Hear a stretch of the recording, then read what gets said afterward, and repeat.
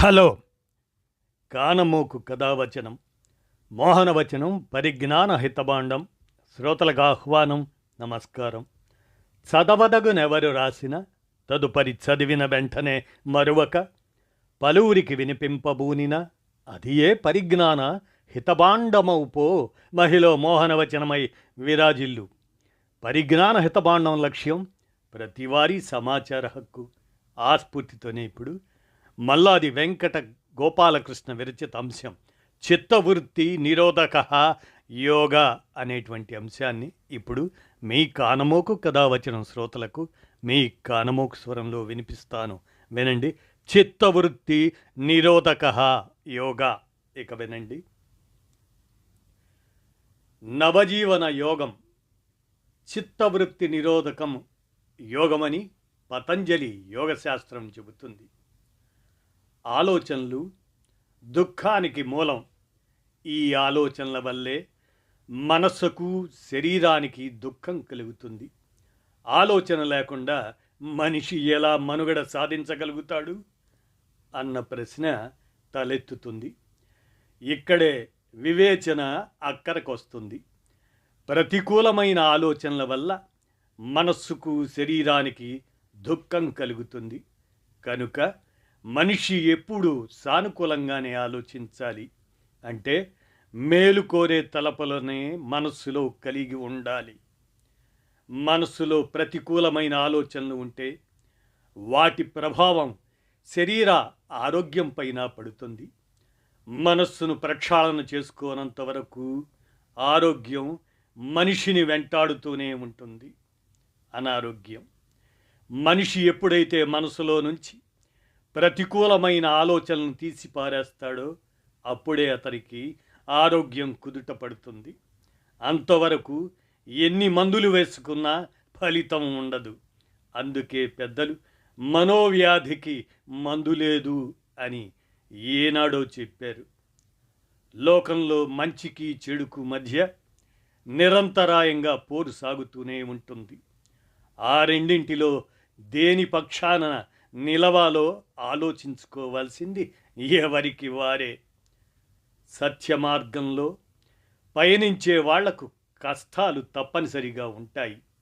వాటిని భరించి సహించి సన్మార్గంలోనే ముందుకు సాగడానికి ఓపిక చాలా అవసరం. ఆ ఓపికకు మనోనిబ్బరానికి మూలం మళ్ళీ మంచి ఆలోచనలే.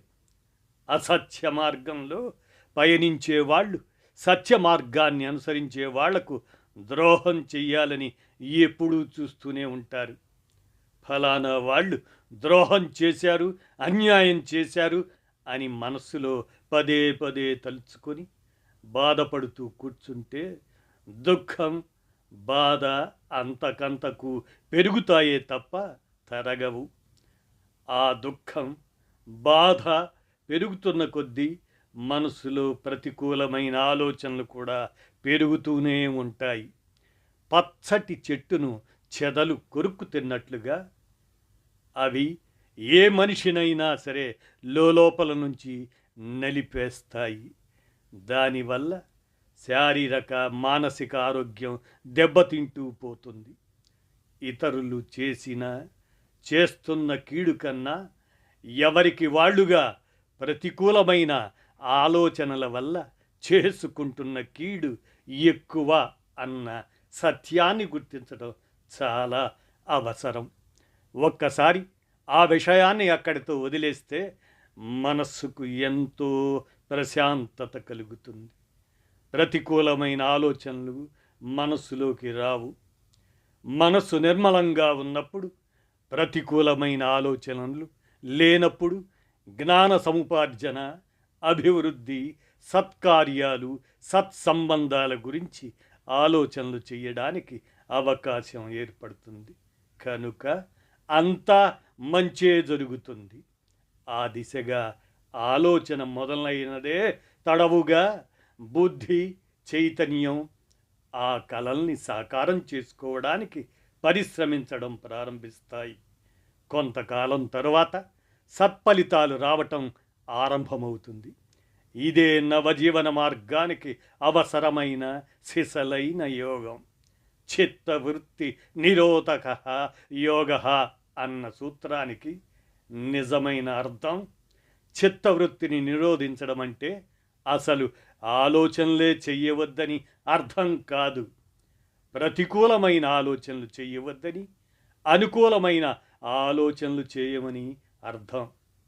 వాటిని సాకారం చేసుకోవడానికి కావలసిన బుద్ధిని ప్రేరేపించమని అర్థం.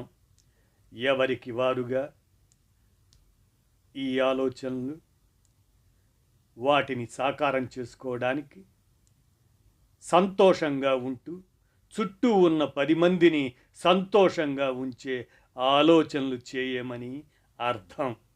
మనిషి జీవితానికి ఇదే నిజమైన పరమార్థం, ఇదే సిసలైన నవజీవన యోగం అంటూ మల్లాది వెంకట గోపాలకృష్ణ విరచిత అంశం చిత్తవృత్తి నిరోధక యోగ అనేటువంటి అంశాన్ని మీ కానమూకు కథావచనం శ్రోతలకు మీ కానమూకు స్వరంలో వినిపించాను. విన్నారుగా? ధన్యవాదాలు.